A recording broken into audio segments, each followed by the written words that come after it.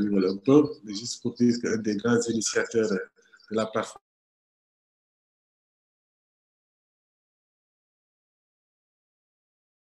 de l'Assada, juste et particulièrement en Afrique, je ne vais pas prendre du temps à le présenter parce que lui-même, il se présente lui-même.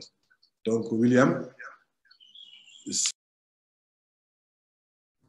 Merci, Adel, de me donner l'occasion de présenter en quelques mots d'abord l'origine de PLAF et ensuite de décrire pourquoi dans des situations de non-droit où l'état de droit est meurtri, attaqué, l'alerte est plus que jamais indispensable, mais c'est là où aussi elle est la plus dangereuse et la plus périlleuse.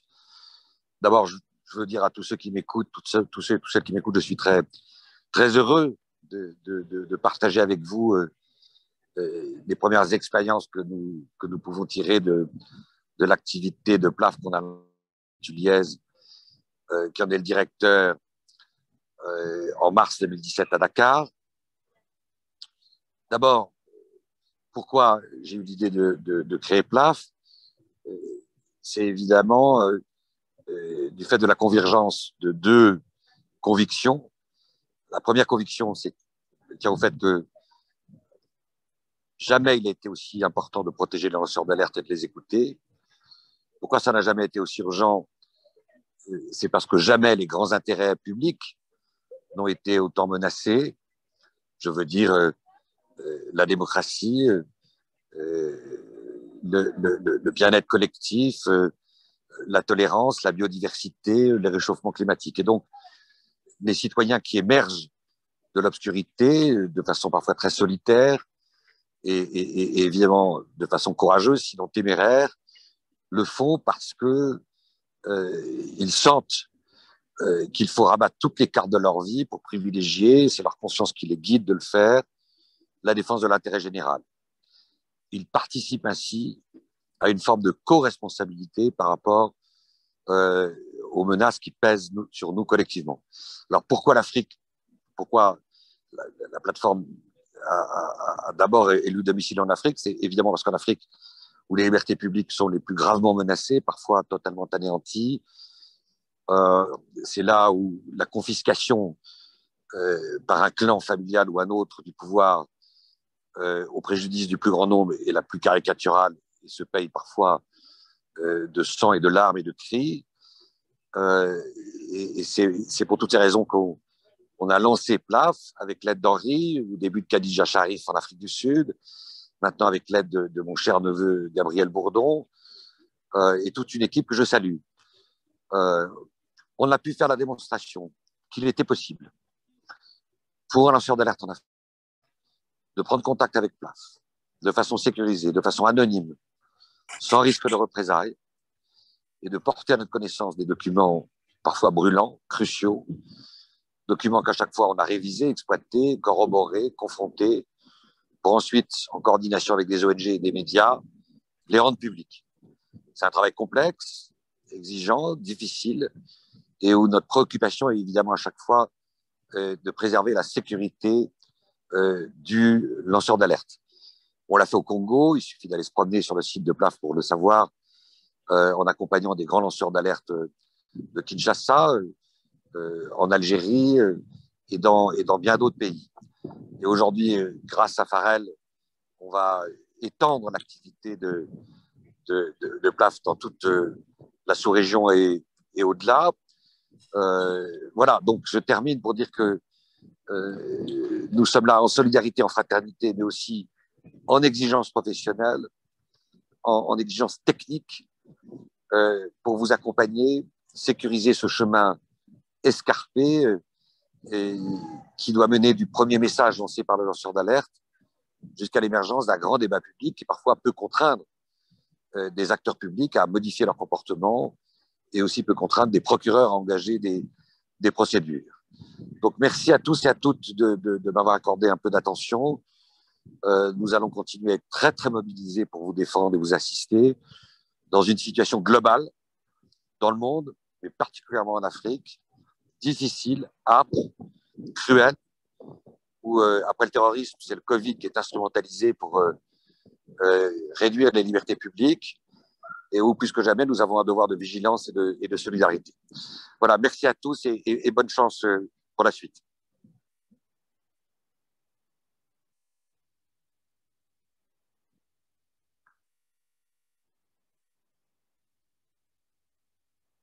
Vous avez fait que 5 minutes sur les 6, donc on gagne déjà 2 minutes. En tout cas, merci pour ton engagement.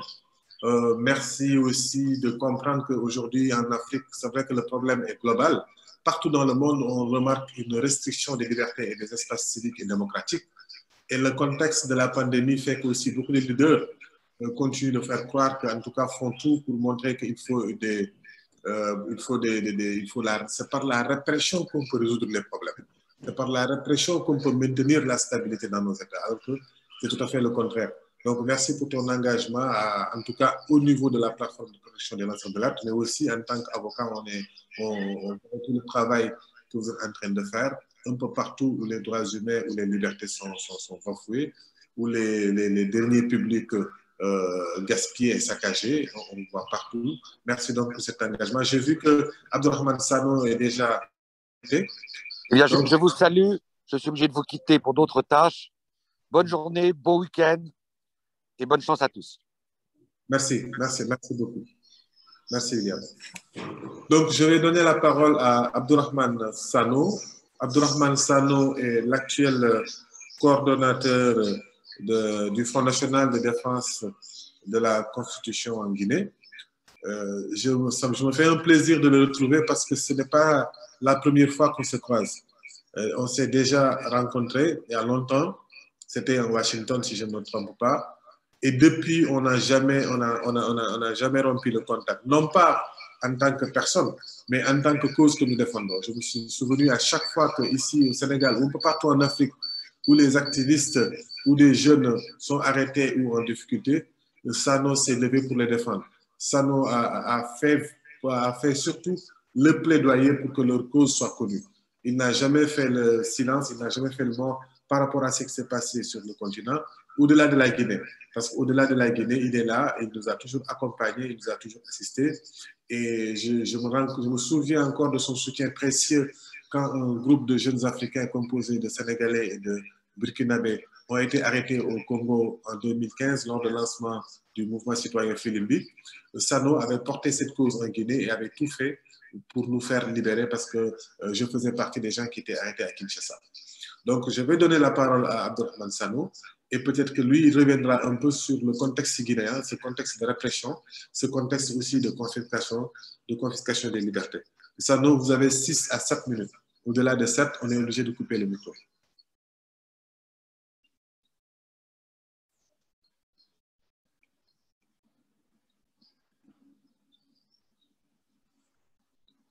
Sano, est-ce qu'il est là avec nous?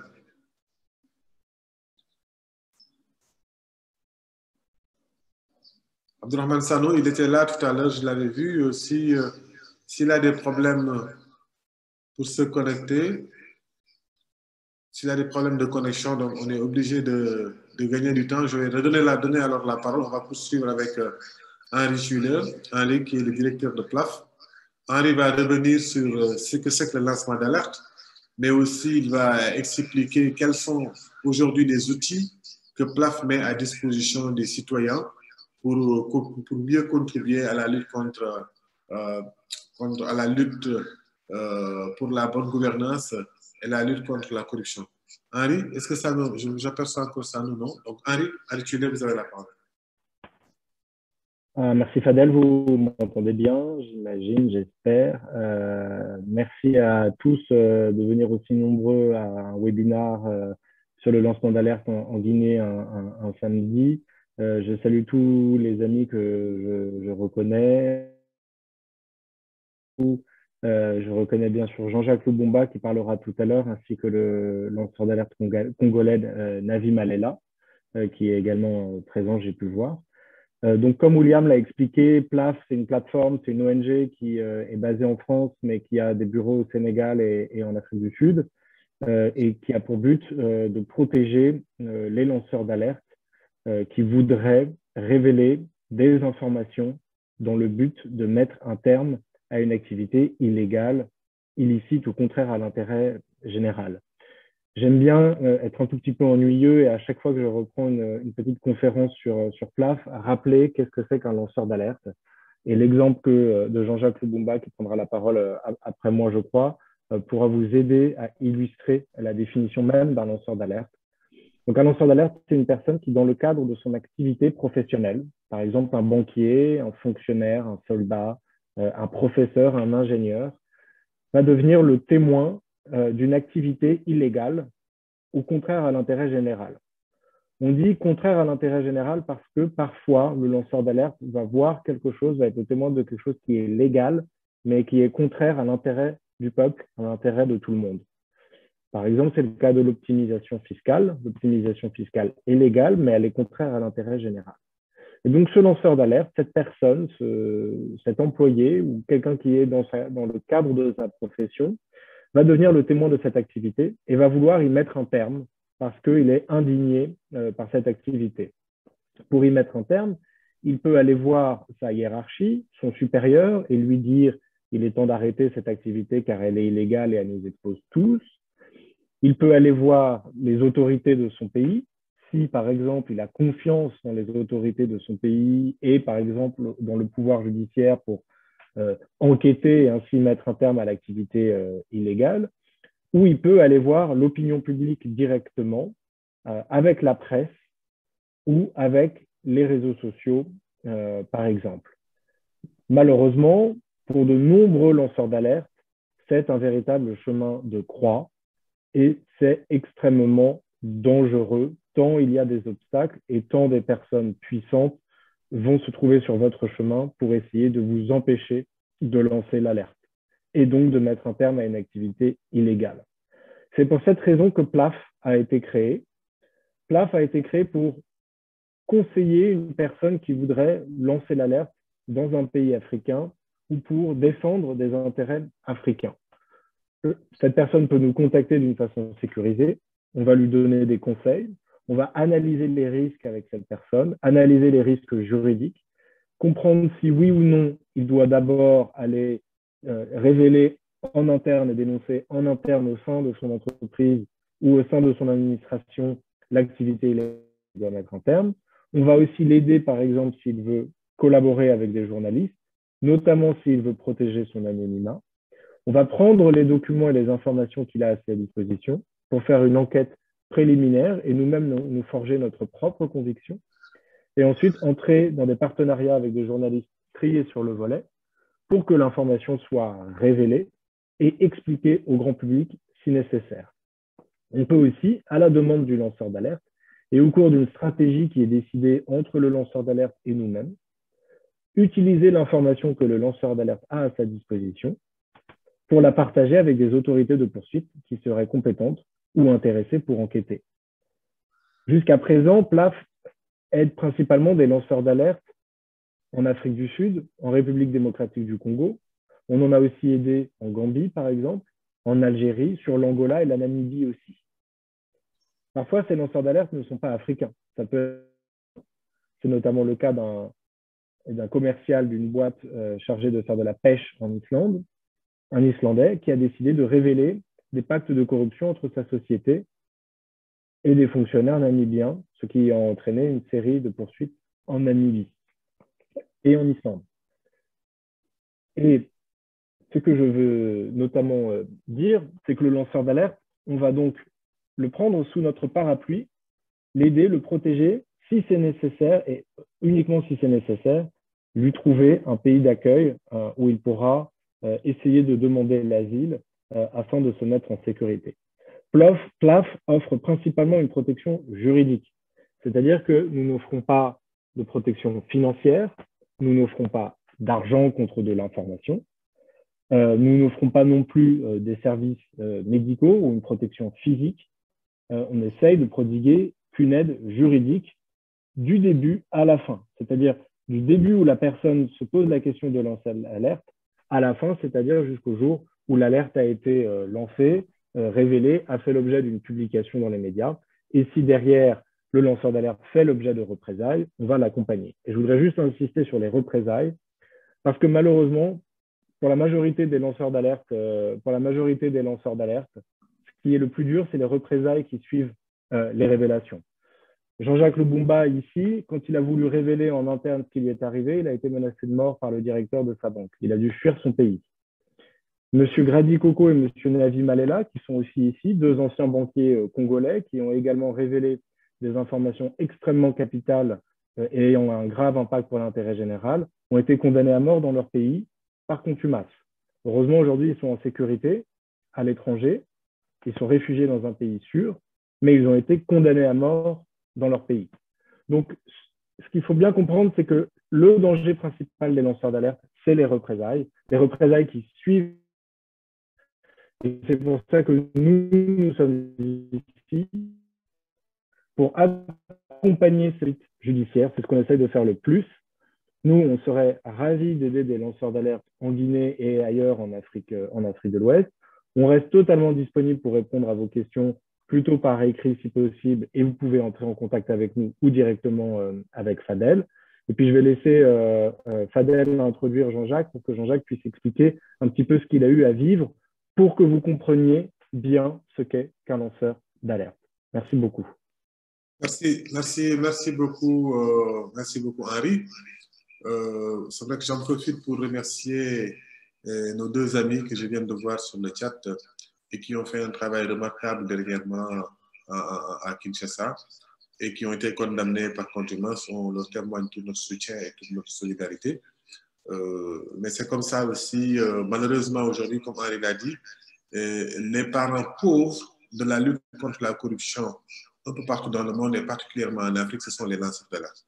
Les journalistes ont leur corporation, les droits humains, il y a beaucoup on ne sort pas du cadre des droits humains, mais il y a assez en tout cas de structures qui aujourd'hui protègent les défenseurs des défenseurs.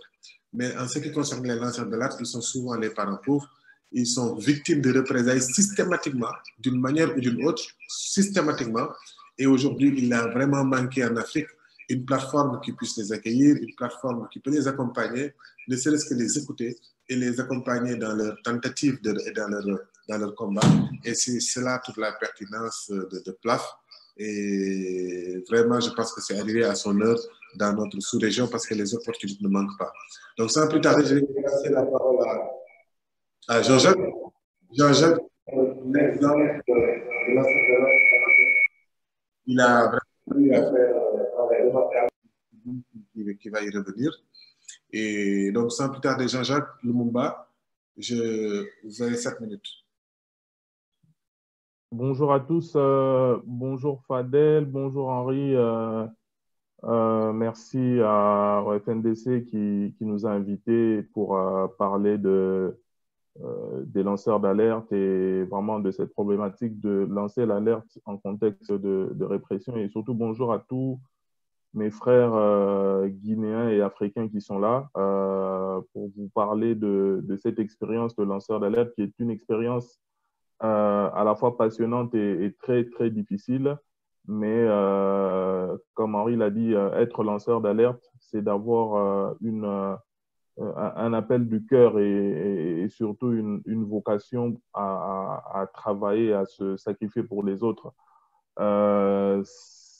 C'est mon expérience, on n'aura peut-être pas le temps d'en parler.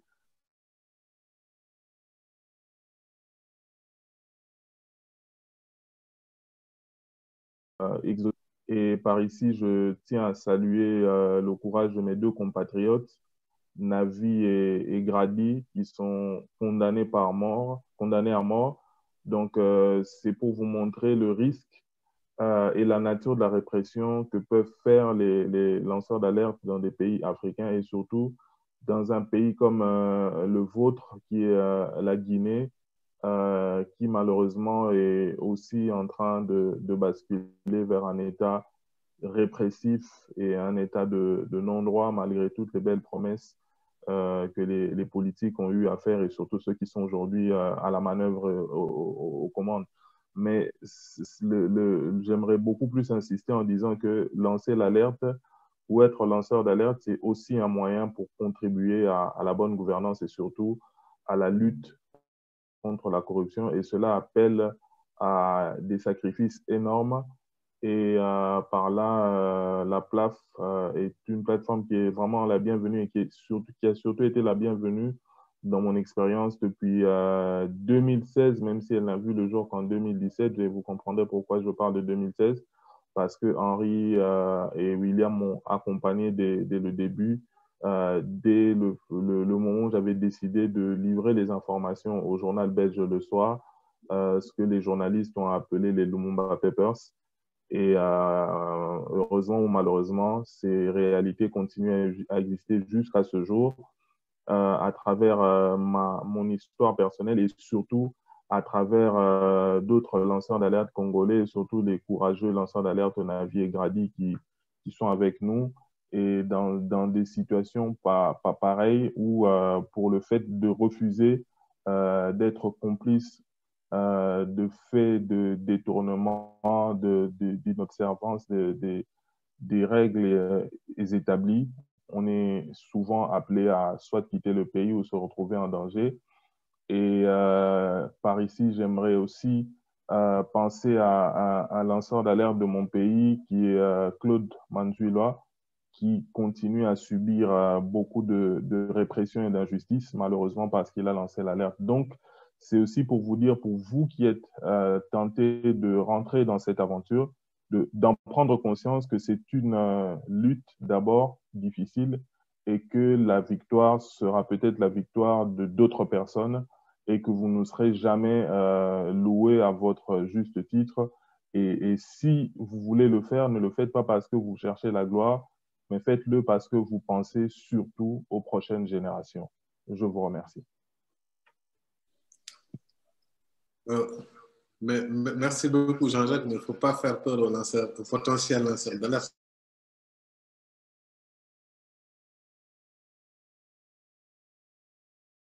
Mais c'est pour ses propres, pour la gloire, comme tu le dis. On ne la met pas juste parce qu'on veut être visible. On ne le fait pas aussi parce qu'on veut juste profiter. Parce que d'ailleurs, ça me permet de lever un équivoque.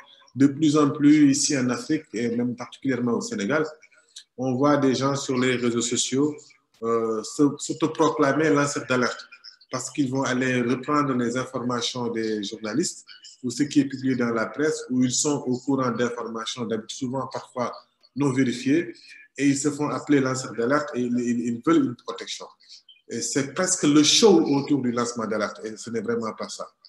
Un lanceur d'alerte, comme Henri l'a expliqué, et comme ton cas l'illustre si bien, c'est souvent quelqu'un, dans le cadre de son travail, il se rend compte que les informations qui sont à sa disposition et qu'il est appelé, ou il se rend compte par les faits, parce que j'ai l'habitude de le dire ici au Sénégal, parce que c'est quelqu'un qui travaille dans l'industrie agroalimentaire, il se rend compte que les produits qui sont utilisés sont en train de nuire à l'intérêt général. Voilà, c'est quelqu'un qui se rend compte parce qu'il a toutes les preuves devant lui qu'il décide de sonner l'alerte. Ce n'est pas l'inverse. Ce n'est pas aller entendre autre chose et venir s'autoproclamer l'alerte sur les réseaux sociaux. Et souvent, ça ne fait que mobiliser la haine et non pas les arguments. Ça ne fait pas avancer les causes. En tout cas, merci Jean-Jacques Diet d'être là. Et depuis aussi le travail que tu es en train de mener pour accompagner les lanceurs d'alerte qui arrivent, pour expliquer le concept, toi-même pour en être le témoin vivant de tout ce travail-là qui est en train d'être fait. Et merci aussi pour la ponctualité. Vous avez 4 minutes, donc j'en profite pour parler un peu. Et là, on va être obligé, on va donner la parole à Fatou Diagne, parce que je vois que Sano n'est toujours pas là. Et avant qu'on revienne à la Guinée, et donner la parole à Amadi et l'autre, je vais donner la parole à Fatou Diagne. Fatou Diagne Senghor est un grand défenseur de la cause de la liberté d'expression en Afrique de l'Ouest. Et comme je l'ai dit tout à l'heure avec Sano, c'est quelqu'un qui a beaucoup accompagné aussi les mouvements citoyens. Je sais que venir dans une activité co-organisée par le FNDC, c'est quelque chose qu'elle a l'habitude de faire. Je me rappelle, en tout cas, une des personnes qui ont facilité l'arrivée de Yanamar, l'échange entre Yanamar et les Burkina Faso, il y a le cinéma sans fil de Diallo, d'Abdoulaye Diallo, j'en parle souvent, mais aussi il y a Fatou Diagne, de article 19, qui très vite a compris que ce qui se faisait au Sénégal pouvait être entendu par les autres jeunes au niveau du continent et nous a facilité, à chaque fois qu'on a voulu se déplacer au Mali ou au Burkina Faso, il a facilité ces échanges-là et nous a mis vraiment le cadre pour qu'on puisse interagir en tant que faire avancer le but. Donc, en quoi le lancement d'alerte concerne aussi la liberté d'expression, en quoi le lancement d'alerte concerne l'accès à l'information, c'est autant de questions sur lesquelles Fatou Diagne Senghor va intervenir. Fatou, vous avez la parole. Merci Fadel. J'ai un petit souci avec ma connexion. Je ne sais pas si ça va là. Vous m'entendez bien? OK. Alors, merci pour cette invitation. Je salue tous les panélistes et salue aussi cette initiative qui soutient la Guinée, un pays qui nous est tout cher et où se passent des choses difficiles. Mais je pense qu'avec la mobilisation, la collaboration des uns et les autres, nous pouvons espérer des lendemains meilleurs. La répression que nous avons vue ces derniers temps en Guinée, qui est en quelque sorte le fruit de la restriction de l'espace civique un peu dans la sous-région, mais particulièrement en Guinée depuis des années, et aussi en quelque sorte une des conséquences de l'impunité. De l'impunité, nous savons que beaucoup d'autres violations massives et graves des droits humains ont eu lieu en Guinée et à ce jour, il n'y a pas de justice. D'où aussi l'importance d'avoir des organisations debout pour continuer le combat et pousser pour qu'on puisse avoir une meilleure protection des droits humains et surtout de la liberté d'association, de mouvement, mais d'expression aussi. Alors, aujourd'hui, nous parlons de lanceurs d'alerte. Henri a déjà vraiment campé le décor et les autres collègues qui ont pris la parole ont un peu expliqué plus ou moins ce que c'est que le lanceur d'alerte. Peut-être moi, je vais essayer de l'allier un peu au sujet de la liberté d'expression et de l'accès à l'information.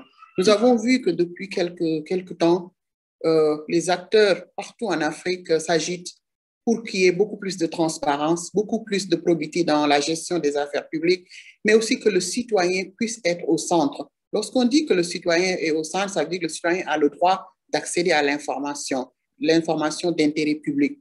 Et nous savons que de plus en plus, des lois sont votées pour permettre cet accès. Mais c'est seulement dans la théorie. Parce que nous avons vu que dans la plupart des pays qui ont adopté des lois sur l'accès à l'information, malgré les encouragements pour y insérer des dispositions qui protègent les lanceurs d'alerte, on a vu qu'il y a peu de pays qui ont permis à cela de pouvoir être une réalité. Au-delà de ça, il y a peu de pays en Afrique aussi qui ont des lois spécifiques sur les lanceurs d'alerte. C'est juste pour vous dire que le chemin est encore long et chemin d'embûche, mais je pense qu'avec la détermination, nous pouvons y arriver parce que si on regarde les dernières 20 années, il n'y avait presque pas de loi sur l'accès à l'information.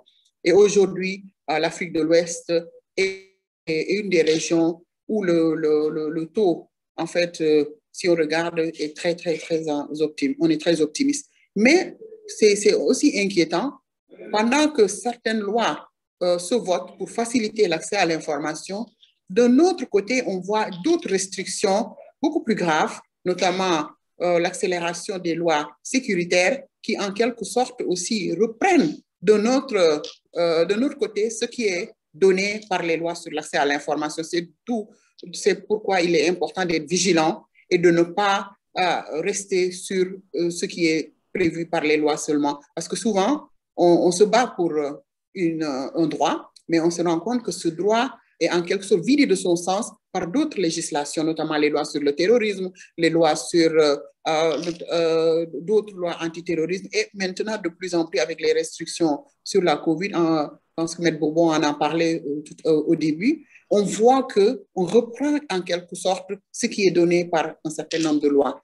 Maintenant, pour qu'il y ait vraiment protection efficace des lanceurs d'alerte, il faut un cadre. Il faut un cadre. C'est vrai que la loi ne suffit pas, mais ça aide. Si on a une loi qui permet aux uns et aux autres de savoir ce qu'on doit faire, c'est comment on est protégé, ça facilite en quelque sorte et ça limite les poursuites, surtout les poursuites abusives. Mais bon, qui dit lanceur d'alerte aussi dit un certain nombre de prises de risques.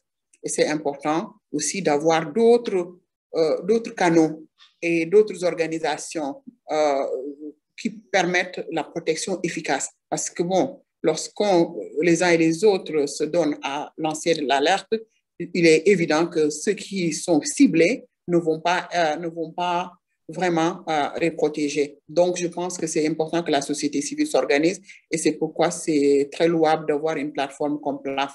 Maintenant, l'autre aspect aussi qu'il faut noter, la question de la bonne foi. Fadel l'a rappelé tout à l'heure. Nous savons que lanceur d'alerte aussi, c'est pas abusé. Donc, je ne vais pas revenir sur un certain nombre d'éléments qu'Henri a déjà soulignés, mais je pense que aussi, tout le monde ne peut pas être lanceur d'alerte. Il faut un certain nombre de préalables pour pouvoir s'adonner au lancement d'alerte. Il y a un niveau de professionnalisme aussi qui est requis et aussi la question d'accepter souvent, dans certains cas, l'anonymat. C'est très important si on veut faire réussir aussi le travail. Parce que beaucoup aussi se disent lanceurs d'alerte, ils s'exposent, ils exposent leurs sources. Souvent aussi, c'est un phénomène de mode et ça tue le travail des vrais lanceurs d'alerte. Je pense que aussi c'est important qu'on continue la sensibilisation des uns et des autres pour montrer que le lanceur d'alerte aussi n'est pas celui-là qui est dans les réseaux sociaux, qui est sur la place publique pour dénoncer en fait des faits non vérifiés, pour dénoncer et après essayer d'usurper le mot de. Donc, il y a aussi des nuances à faire à ce niveau. Mais ce qui est important pour nous, c'est que le lancement d'alerte, le lanceur d'alerte donne une information d'intérêt public, surtout sur des choses qui ne vont pas dans l'intérêt. Et l'intérêt général est très important. Lorsqu'on parle de l'intérêt général, ça veut dire que cette personne qui s'adonne au lancement d'alerte doit être protégée par la loi et ne doit pas faire l'objet de représailles. C'est pourquoi il est important qu'on se batte, même si on sait que ce n'est pas évident, il faut qu'on se batte pour qu'il y ait des cadres juridiques qui protègent. Beaucoup d'États refusent de le faire, surtout dans la sous-région, qui est aujourd'hui de plus en plus fermée, avec l'espace civique un peu menacé partout. Donc, il va de soi que ça va être un combat difficile les années à venir, mais c'est un combat aussi qui est important, vu ce que nous savons par rapport aux ressources naturelles, par rapport aux tensions qu'il y a dans la gestion des affaires et des ressources publiques surtout. Il est important que c'est un sujet brûlant, mais un sujet d'avenir. C'est un sujet aussi qui intéresse nos pays et il faut qu'on se batte pour qu'on ait des cadres juridiques ou au lieu de ces cadres juridiques, aussi qu'on puisse avoir des mécanismes qui puissent protéger et encourager les lanceurs d'alerte. Parce que ce qui se passe, si que quelqu'un prenne son courage à deux mains et travaille et qu'il n'y a pas un système de protection, ça ne va pas encourager les autres. Ça ne va pas encourager les autres. Et je pense que c'est important qu'il y ait des mécanismes assez solides au niveau des institutions comme PLAF et les autres pour qu'on puisse aider les journalistes ou les citoyens qui veulent lancer des alertes de se dire que nous avons un cadre qui nous permettra de nous protéger, mais qui nous permettra aussi de pouvoir rester, à continuer à faire notre travail. L'essentiel, c'est de sortir l'information qui est d'intérêt public et de la faire circuler dans des réseaux beaucoup plus sécurisés et de continuer son travail. Pour moi, je pense que le niveau là dans lequel nous sommes, nous devons continuer à alerter sur les répressions qu'on voit de plus en plus, mais nous devons aussi encourager les acteurs à rester dans l'humilité pour qu'on puisse aboutir et que le travail puisse aboutir. Je pense que c'est un travail qui commence un peu partout dans la sous-région, qui doit prendre forme, on doit encourager les uns et les autres à l'épouser, à accepter. Et pour ce faire, il faut une bonne stratégie de communication, il faut une bonne stratégie aussi de massifier un tout petit peu pour que les uns et les autres puissent soutenir ce processus qui est très important pour la démocratie, pour la préservation de nos ressources, mais aussi pour des services publics efficaces qui vont vers tous les citoyens. Je pense que c'est le plus grand parent pauvre de nos démocraties. Ça veut dire que nous avons beaucoup de ressources, mais ces ressources ne sont pas assez partagées. Et le travail du lanceur d'alerte aussi pourrait aider à rééquilibrer un certain nombre. Il y a des normes un peu partout qui protègent la liberté d'expression. Le travail des lanceurs d'alerte, elles ne sont pas suffisantes, il faut les renforcer. Un dernier point aussi, il faut que les juridictions soient au fait et soient aussi beaucoup plus ouverts pour travailler sur ces questions. Nous avons vu que la plupart de nos juges sont vraiment pas aussi à la hauteur de ces évolutions. Donc, il faut aussi qu'on ait un regard particulier sur la justice pour qu'on puisse avoir un certain nombre de réussites dans ce domaine-là. Bon, je vais m'arrêter là. C'était juste pour dire que le cadre juridique est important. Il faut que le paysage aussi dans les différents pays s'y apprête. Et lorsqu'on est dans un pays où l'espace civique est restreint, où il y a des tensions politiques, il va de soi que les autorités seront beaucoup plus frileuses et la société civile et les acteurs publics auront beaucoup plus de mal, d'où l'importance aussi d'avoir des leviers beaucoup plus poussés, beaucoup plus sophistiqués pour la protection dans différents pays. C'est le cas de la Guinée, par exemple, où nous savons que la situation est très tendue, très difficile, avec des répressions tous azimuts. Donc, il va falloir un certain nombre de mécanismes pour renforcer la protection. Je vous remercie. Merci beaucoup, Fatou. J'ai laissé 10 minutes parce que je me suis dit que notre panel est tellement masculin que quand même, tu avais droit à aller au-delà des 7-6 minutes qui sont allouées aux autres pour essayer de nous rattraper un peu, de faire un peu d'équilibre. Mais je pense qu'on aura l'occasion de revenir encore sur de te donner encore la parole une deuxième fois. En tout cas, comme tu dis, aujourd'hui, il y a une architecture juridique qu'il faut renforcer. Et je dois vous informer qu'au Sénégal, en tout cas, c'est un exemple qu'il faut encourager un peu partout. Le collectif de la société civile qui s'est retrouvé pour essayer de faire une proposition de loi. Nous avons travaillé pendant longtemps sur un avant-projet. Et là, au début, c'était que sur les défenseurs des droits humains. Mais nous avons tout fait pour inclure aussi la notion de lanceur d'alerte, que ce soit spécifié et dit clairement dans cette proposition de loi. On a fait l'avant-projet, nous avons fait les retours sur le décret en tant que tel. Il y a d'autres séminaires qui sont prévus et ce serait bien qu'on continue à vulgariser aussi de telles initiatives pour faire avancer la législation sur la protection des lanceurs d'alerte. Mais il faut aussi, comme tu le dis, que le débat soit posé. Il faut que le débat soit posé, il faut que les gens se rencontrent, en parlent, il faut qu'il y ait, que ne soit pas que par à-coup, c'est-à-dire parce qu'il y a un lancement d'alerte spectaculaire, on parle de ça et qu'après on n'en parle plus, ou bien une fois que le signalement est fait et que les informations sont révélées, qu'est-ce qu'il faut faire? Quelle interaction avec les mouvements citoyens pour que l'opinion publique s'autosaisisse de cette affaire et en faire une préoccupation nationale, que ce ne soit pas l'affaire seulement des partis politiques ou l'affaire seulement de ce lanceur d'alerte, mais que ce soit l'affaire de tout le monde. Il y a tout un travail à faire. Et c'est tout ce travail-là qu'on essaie, nous, en tout cas ici au Sénégal, avec, en Afrique de l'Ouest, en tout cas à partir de la maison de l'alerte, que nous avons mis en place la maison de l'alerte pour créer ces interactions-là, pour créer ces rencontres-là. Parce qu'il manque d'espace d'échange sur ces problématiques-là. On a des espaces d'échange dans la culturelle, on a des espaces d'échange sur la corruption, on a parfois des espaces d'échange dans beaucoup d'autres sujets, sur l'environnement, mais sur les questions qui touchent les mouvements citoyens, qui touchent aussi le lancement d'alerte, qui touchent l'opinion publique où les gens doivent se mobiliser, s'organiser pour en faire une préoccupation nationale, on n'a pas assez d'espace. C'est en cela qu'on a essayé de proposer la maison de l'alerte qui va essayer d'être le centre de résurgence d'où on peut penser et entretenir toute cette flamme. Avant d'arriver à...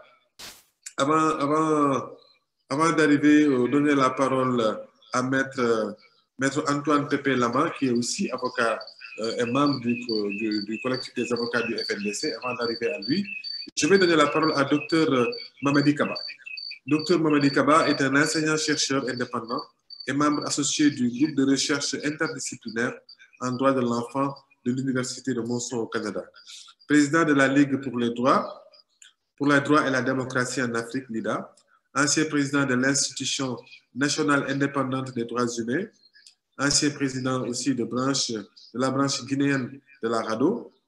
Et aujourd'hui, Mamadi aussi est auteur de Guinée face aux défis de la démocratie, un livre qu'il a publié, et de l'universalité et la réalisation du droit des enfants à l'éducation, une opportunité de développement durable pour l'Afrique, publié respectivement en 2016 et 2018 aux éditions universitaires européennes en Allemagne. Donc, je donne la parole sans plus tarder à Dr Mamadi Kaba.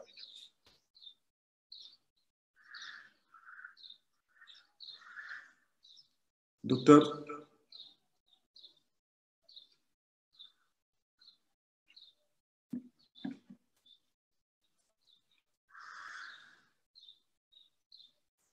Docteur?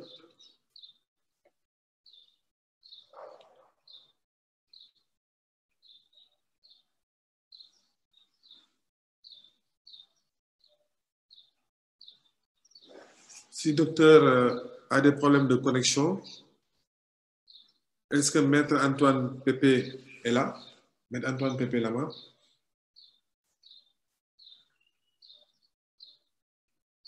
Je suis bien là, je suis bien là. Je suis bien là.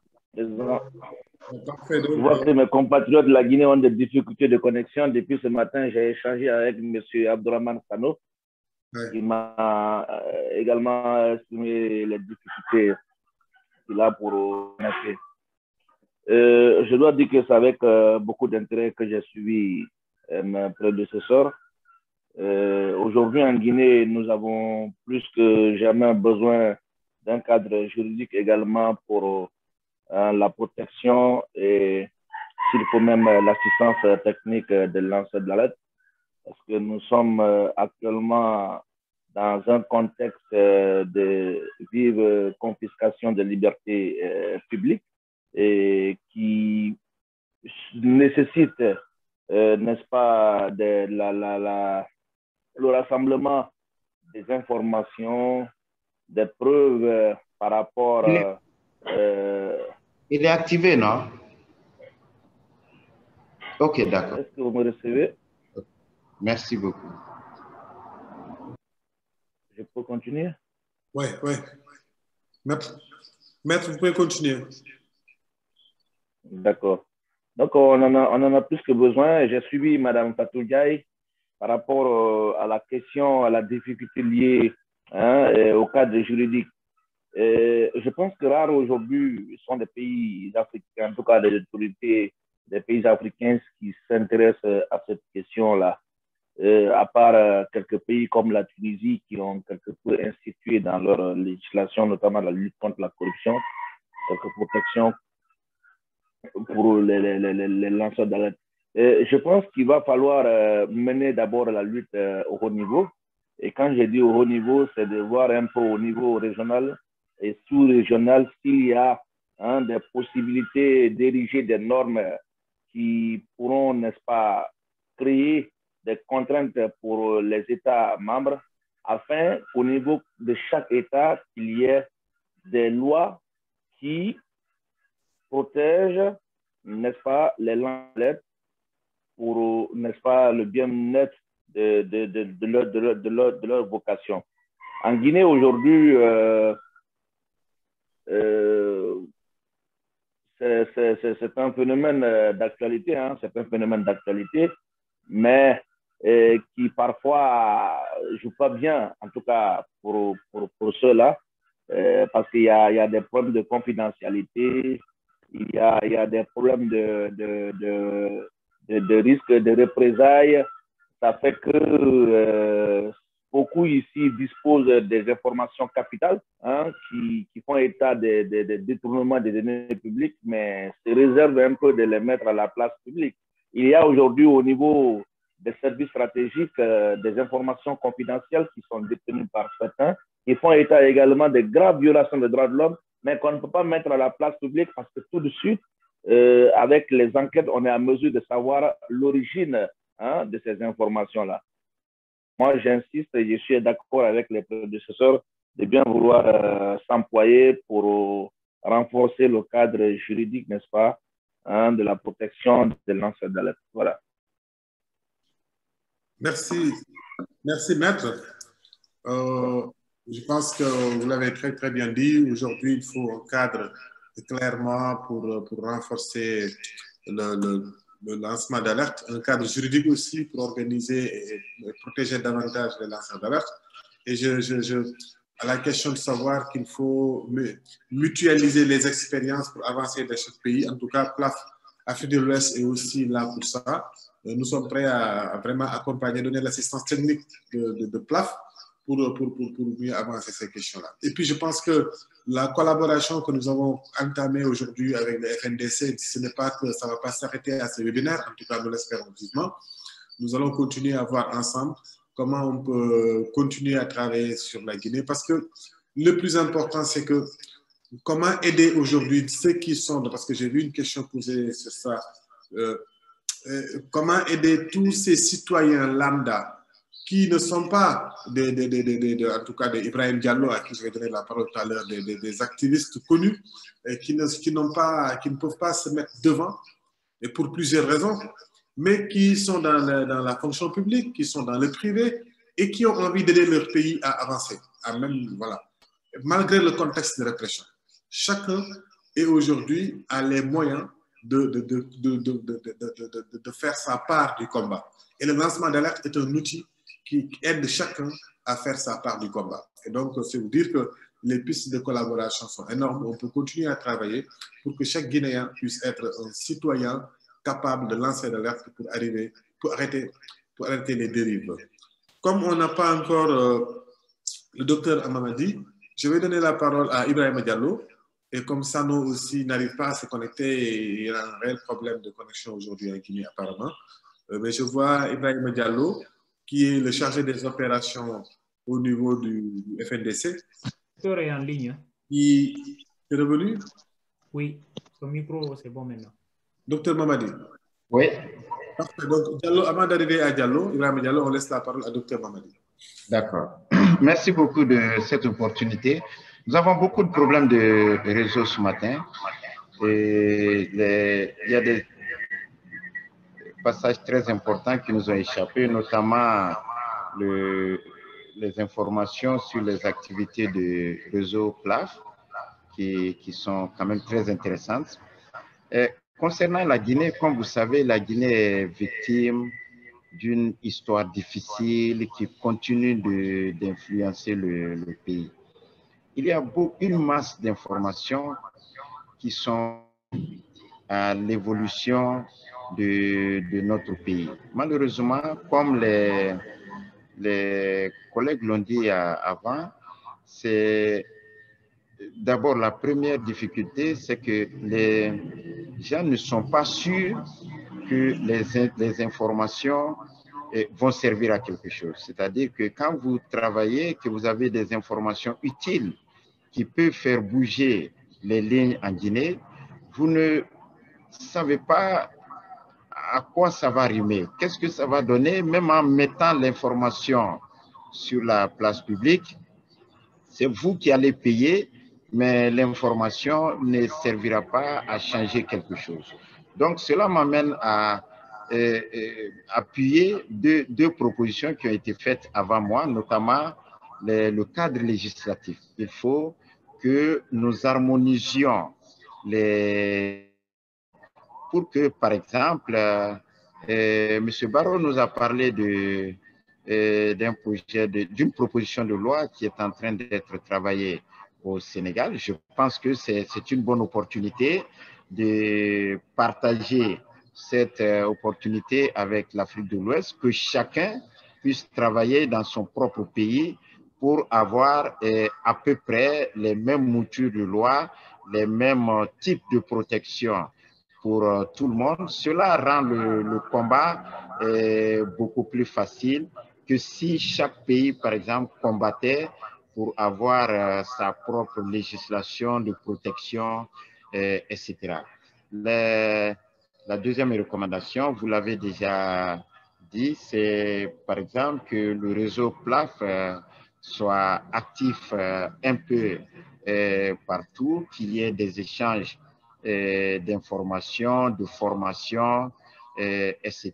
Mais le plus important est qu'en Guinée, par exemple, on parvienne à apporter la garantie que les informations peuvent être utilisées à bon escient, soit au niveau national, soit au niveau international. Et ça dépend un peu du réseautage, de l'implication de la Guinée dans les réseaux internationaux, dans les mécanismes internationaux, parce que, comme vous le savez, la société civile guinéenne est un peu faible au niveau des moyens.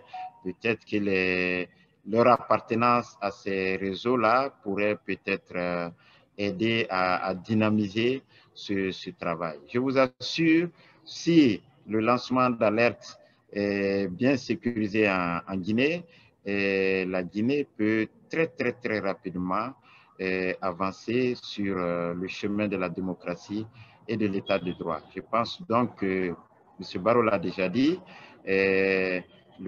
la collaboration vient seulement de commencer, est un grand espoir.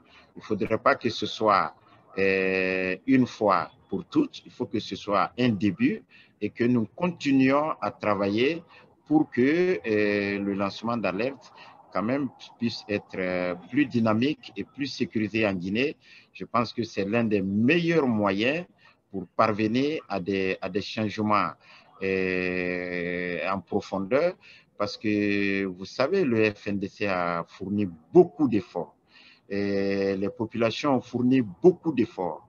Mais comme vous le savez, il faut encore plus travailler à partager les vraies informations avec les populations, notamment les informations sur la corruption, les informations sur les détournements de deniers publics. Les pays miniers comme la Guinée, vous le savez bien, il y a beaucoup d'informations de ce type qui sont utiles pour réveiller pour conscience en Guinée et permettre qu'il y ait des changements dans la gouvernance.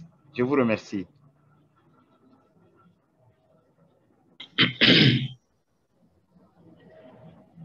Merci beaucoup, docteur, pour la précision et surtout la concision. Je pense que, comme vous l'avez dit, il faut qu'on continue la collaboration. Ça, c'est juste le début du lancement de quelque chose. Nous pouvons continuer à mutualiser, nous pouvons continuer à travailler ensemble. Je dois d'ailleurs vous rassurer qu'il y aura des sessions de formation qui sont aujourd'hui prévues par PLAF avec d'autres pays africains, et la Guinée fait partie des pays où on veut vraiment travailler, où on veut renforcer la capacité du journalisme d'investigation, parce que souvent, on peut, s'il y a aussi des informations qui sortent et que ce ne soit pas traité de manière professionnelle, et que c'est juste traité de manière partisane, ça répond à un autre, c'est que je vais essayer de répondre à une question que tu as posée, c'est aujourd'hui, c'est vrai que même au Sénégal, quand la presse sénégalaise sort des informations, parfois, son nom ne s'en pas. Mais quand l'information sort d'ailleurs, particulièrement de France, ou en tout cas au niveau de la presse internationale, ça a plus d'impact.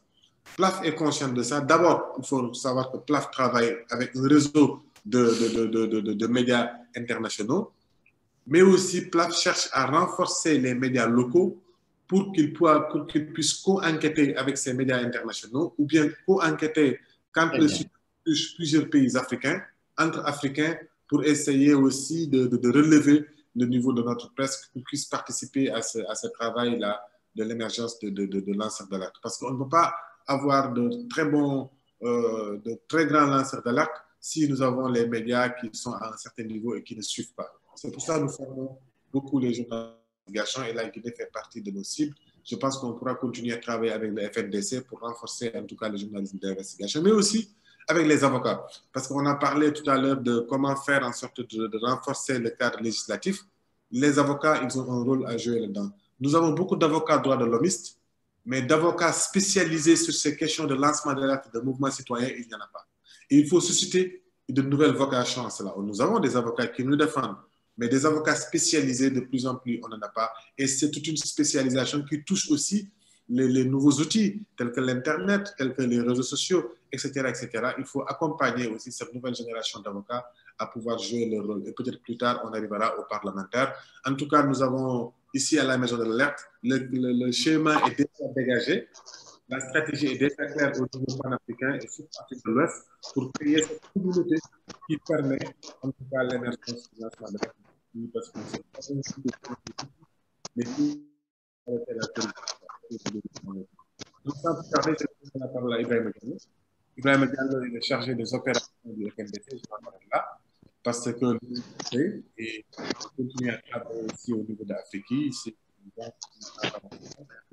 ne peux pas l'oublier, ça me fait penser aussi à Fonike, Aujourd'hui, je pense à quelqu'un qui pouvait être là avec nous, travailler avec nous, mais il est en prison, injustement détenu par un. Voilà, j'ai pensé à lui, il faut qu'on ait pensé à tous nos détenus politiques qui sont aujourd'hui dans le. On pense à eux, et qu'ils tiennent bon, qu'ils arrivent à suivre, qu'ils tiennent bon, parce que pas les criminels, ils ne sont pas obligés de quitter leur territoire comme Ibrahima Diallo et comme Sékou Koundono aussi, et pas des criminels, ils sont juste la démocratie dans leur pays, il faut le dire, je pense à eux tous. Vraiment, vous avez la parole. Merci beaucoup, Fadel. Je voudrais tout d'abord, comme on pouvait le faire au début, au nom de la coordination nationale du FNDC, souhaiter la bienvenue à chacun et à tous. Et merci à toi, Fadel, également pour la collaboration dans l'organisation de cette activité. Et je voudrais dire que cette conférence se tient dans un contexte de répression et de restriction de liberté de l'espace civique en Guinée. Et vous avez suivi le parcours du FNDC, vous avez suivi tout ce qui s'est passé en termes de violation des droits de l'homme liés notamment au projet de troisième mandat. Et tout récemment également, vous avez suivi qu'à la demande de beaucoup de citoyens, et le FNDC a opéré une mutation vers des actions sociales, des questions sociales et des questions de gouvernance. Et en ce qui concerne l'alerte, je voudrais vous dire que en Guinée, il y a des citoyens et même des fonctionnaires qui sont prédisposés vraiment à fournir des informations. Mais deux problèmes ont été soulevés tout à l'heure par mes prédécesseurs. C'est d'abord comment publier l'information, parce que celui qui vous donne l'information, le plus souvent, quand il craint pour ne pas qu'il soit identifié comme étant la personne qui a fourni l'information, parce que le plus souvent, c'est facile à identifier. Et deuxièmement, c'est le second problème, c'est est-ce que cette information peut être d'utilité, peut changer quelque chose? Parce que, je le rappelle, c'est tout récemment, il y a des journalistes qui ont lancé l'alerte sur un détournement de 200 milliards de francs guinéens, dont une ministre est mise en cause. Et donc, le gouvernement guinéen a fait un communiqué pour soutenir la ministre en question. Et lors du récent remaniement ministériel, la ministre a été confortée dans sa position, elle a été reconduite dans ses fonctions. Alors que les journalistes détiennent des documents et les ont rendus publics avec des preuves. Et donc, cela a été vraiment mal vu par l'opinion publique parce que le souhait du public aurait été que si une ministre est mise en cause, que l'action publique soit lancée et qu'on puisse voir concrètement où se trouve la vérité, parce que 200 milliards, c'est l'argent du contribuable guinéen. Mais fort malheureusement, c'est le problème de justice que la Guinée, les citoyens sont confrontés aujourd'hui parce que l'appareil judiciaire n'est pas indépendant et est souvent orienté par l'exécutif vers des questions qui semblent intéresser le pouvoir.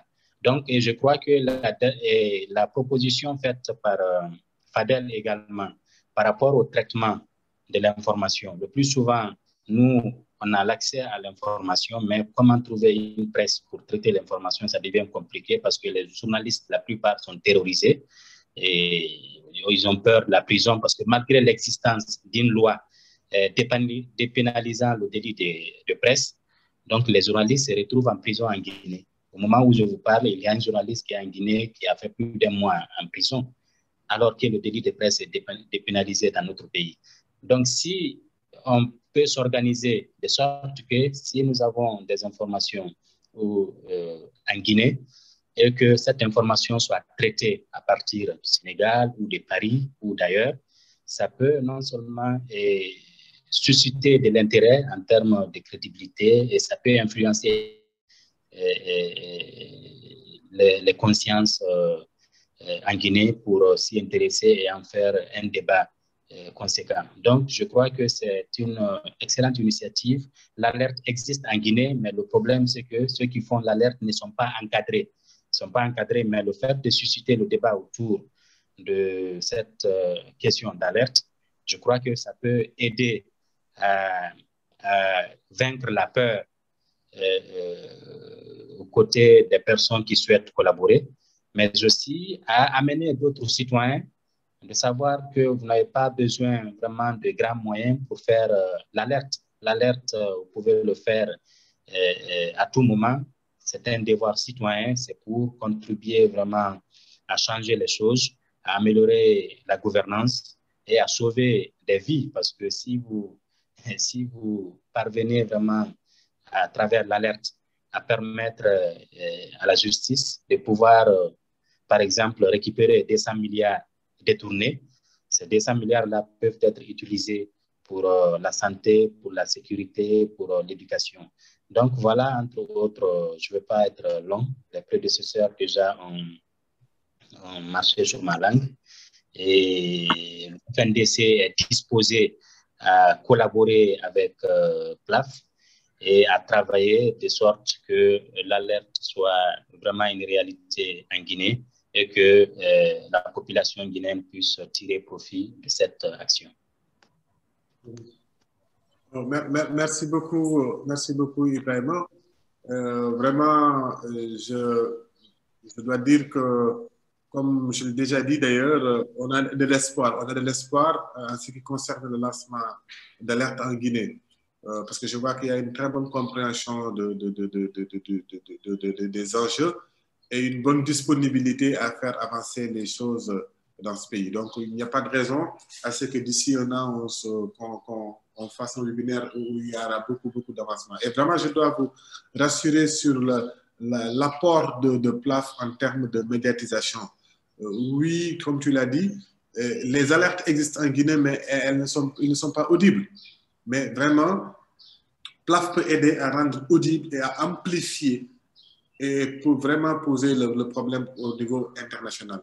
Quand on n'arrive pas à le régler à un niveau local, on peut déplacer la géographie et l'ampleur de sorte que les chefs d'État sont obligés de réagir. Je donne juste un exemple au Sénégal. Les journalistes sénégalais ont beaucoup traité l'absence de transparence dans les contrats du pétrole et du gaz. La presse sénégalaise en a beaucoup parlé et finalement, à chaque fois, ça restait un débat entre partisans du pouvoir et opposition à ce pouvoir. Mais la BBC traite l'info pour que ça devienne une véritable préoccupation nationale. Je suis désolé de le dire comme ça, il faut que ça vienne d'ailleurs pour que nos populations s'autosaisissent de ces questions-là. Moi, j'étais triste parce que j'avais beaucoup travaillé sur ces dossiers-là, beaucoup travaillé, j'ai beaucoup publié, même sur ma page Facebook. Toutes les informations qui étaient sur ma page que j'avais publiées au préalable, 2 ans avant, c'est ça qui a été repris par la BBC en montrant les preuves, certes, parce que nous, on ne pouvait pas sortir les documents que nous avions. À l'époque, je n'y avais même pas encore, je ne connaissais même pas, je n'étais pas encore militant, en tout cas, je ne travaillais pas à PLAF. C'est ce que la BBC a repris et quand ça a sorti, ça a fait un tollé, ça a même suscité un mouvement social que nous avons appelé Norland et qui avait poussé le président de la République à faire démissionner son frère de la Caisse de dépôt et de consignation. Donc voilà, on comprend ces enjeux-là et ça, PLAF est vraiment outillé pour mettre en place un réseau de journalistes internationaux pour enquêter sur ces faits. Il faut juste qu'on ait les documents et les preuves qu'il faut pour cela et je pense qu'avec cette collaboration avec le FNDC, on ne manquera pas très vite d'avoir des lanceurs d'alerte en Guinée. Je pense qu'on a fait le tour. Et si vous permettez, je vais redonner la parole à Henri et Fatou. On commence par Henri, s'il souhaite peut-être revenir sur quelques points, parce qu'il nous reste à peine 15 minutes, je crois 15 ou 20 minutes. On peut donner la parole à Henri, on peut aussi à Fatou Diagne, si elle veut, on peut revenir, peut-être un autre membre du FNDC, je vais voir ça avec le chat avec les syndicats, avant de clôturer ces échanges. Henri? Oui, merci beaucoup Fadel. Merci à tous ceux qui ont participé et qui ont posé des propos forts. Je voulais remercier notamment Fatou et tous nos amis du FNDC.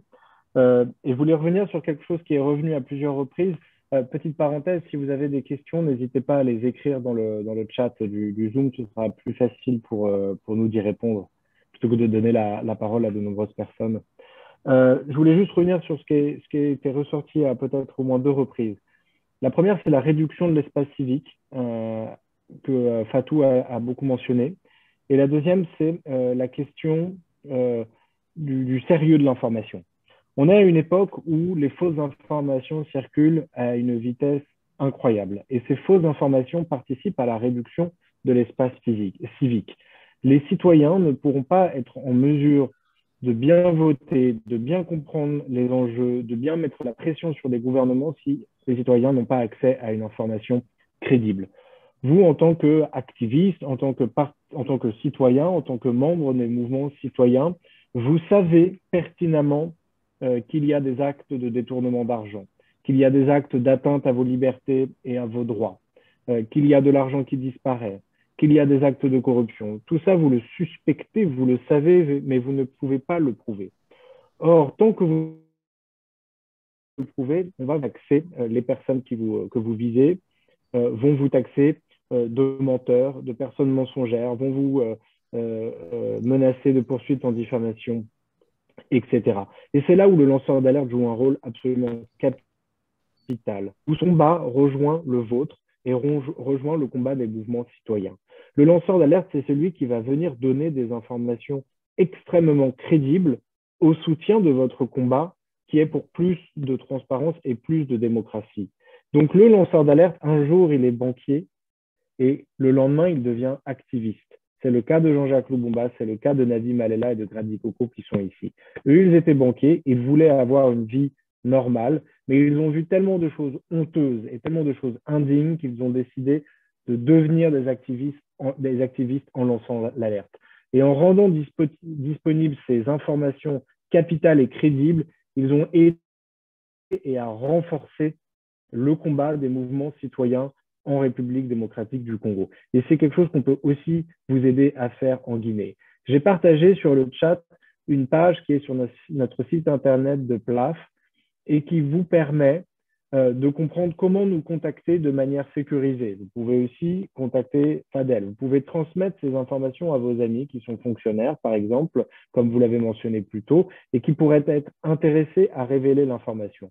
Nous, on n'est pas des journalistes, donc on ne cherche pas le scoop à tout prix. Donc, on ne va pas encourager quelqu'un à lancer l'alerte si cette personne ne se sent pas prête ou se sent trop en danger.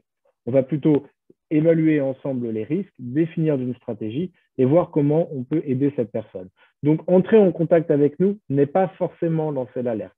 C'est simplement recueillir des conseils et voir comment vous pouvez être aidé et de la meilleure façon possible. Et ensuite, évidemment, s'il est trop dangereux de faire sortir l'information via la presse locale, on essaye d'externaliser cette information et de la faire publier par une presse internationale. Et vous le savez, souvent, c'est plus facile pour vos dirigeants de s'attaquer à des organes de presse locaux. C'est beaucoup plus difficile de le faire quand les organes de presse sont étrangers ou dans des pays qui sont respectueux de l'état de droit et des libertés fondamentales. Donc, c'est quelque chose, encore une fois, qu'on peut vous accompagner à faire. Ça aidera à crédibiliser l'information qui est émise localement et on peut le faire avec grand plaisir avec évidemment aussi la presse locale. Voilà, j'en ai fini je voulais juste conclure là-dessus.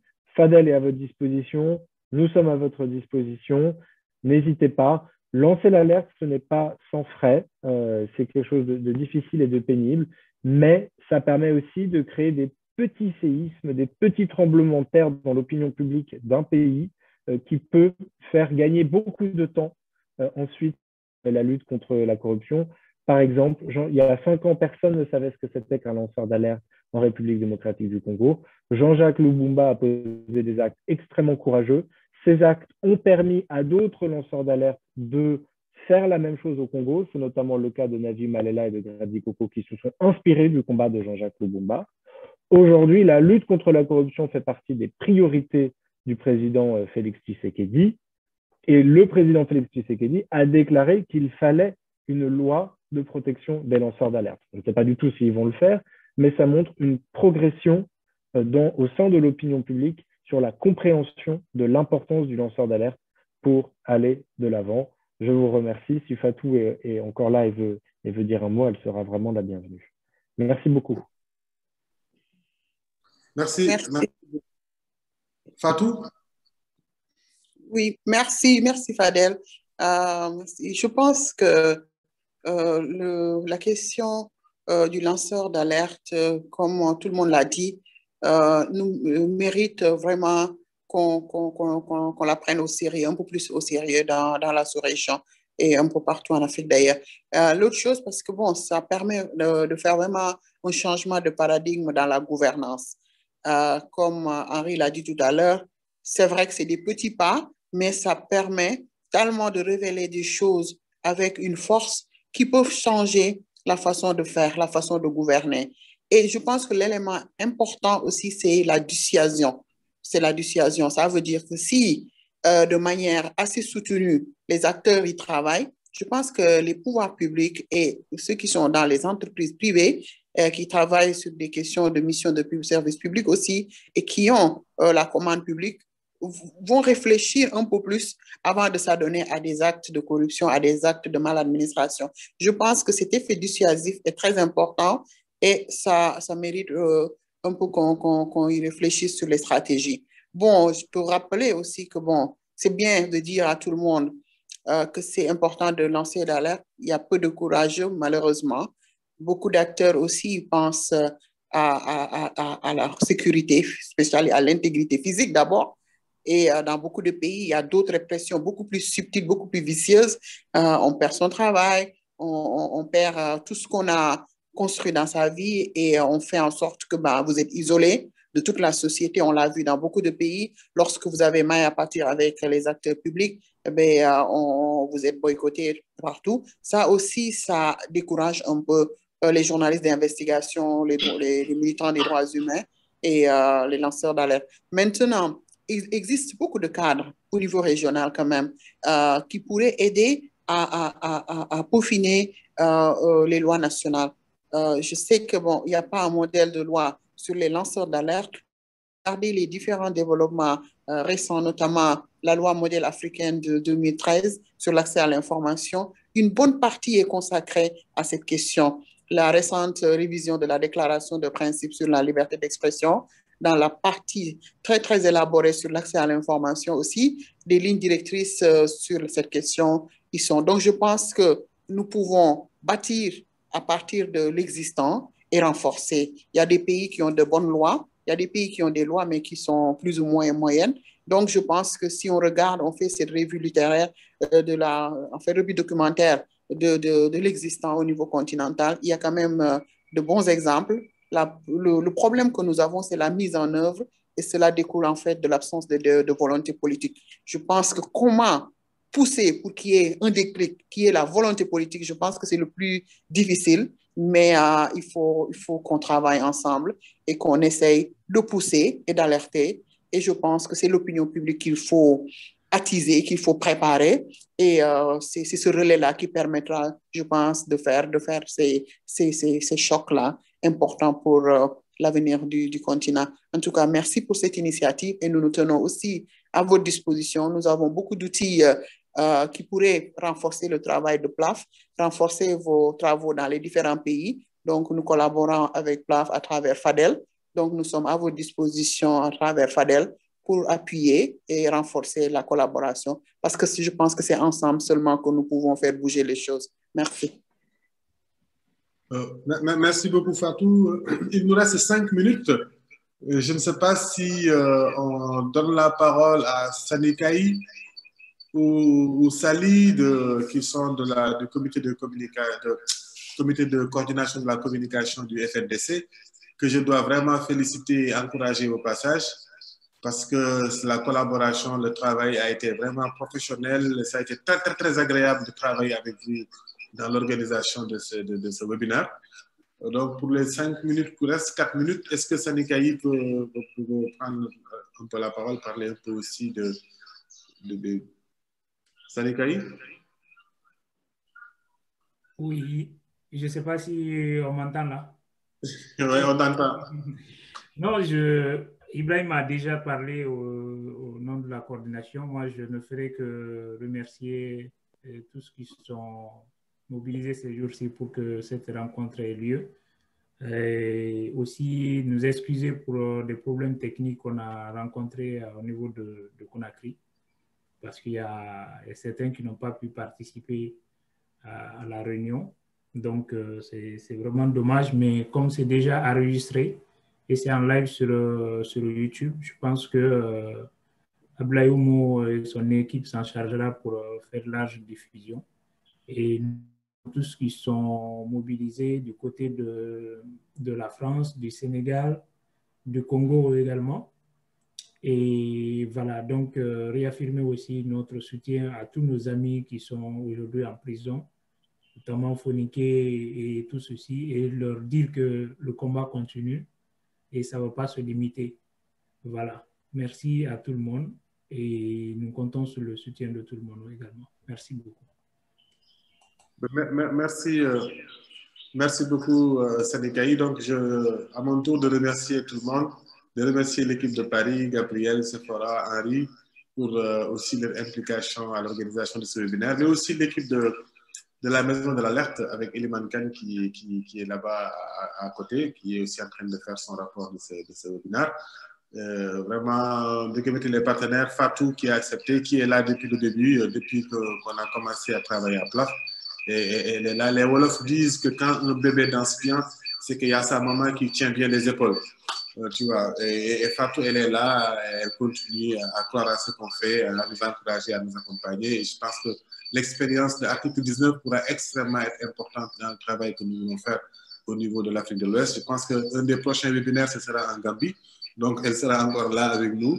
Et depuis qu'on a lancé les affiches sur ce webinaire-là, la Côte d'Ivoire se prépare. On a même des sollicitations jusqu'aux Comores qui nous disent qu'ils veulent le même panel, mais juste on change le nom Guinée et on met les Comores pour dire qu'il y a un vrai intérêt au niveau africain. Les gens ont vraiment envie de vulgariser le lancement d'alerte. Mais c'est dire aussi que nous avons l'engagement et nous continuerons à avancer. Donc, je remercie vraiment tous les participants, tous ceux qui ont pu être là pendant cette heure 30 minutes et aussi à ceux qui n'ont pas pu et ceux qui vont suivre aussi sur les réseaux. Ce n'est que le début du commencement. L'Afrique est en train de montrer notre visage et nous faisons partie des gens qui montrent notre visage. Ce nouveau visage-là, on y croit. Et avec des mécanismes comme PLAF, je pense qu'on peut vraiment aider les jeunesses africaines, les citoyens africains à contribuer à mener la part du combat et de la manière la plus non violente, même si on est exposé à la répression, mais on peut en finir avec la répression, on peut en finir avec ces confiscations de nos libertés en faisant ces petits tremblements de terre qui sont des petits pas, mais certes des pas de géants. Merci beaucoup et merci à tout le monde. Lancer l'alerte, c'est lancer l'alerte. Je n'ai pas de meilleur slogan que celui-là. Allez, ciao. Merci. Ciao. Merci à tous. Merci.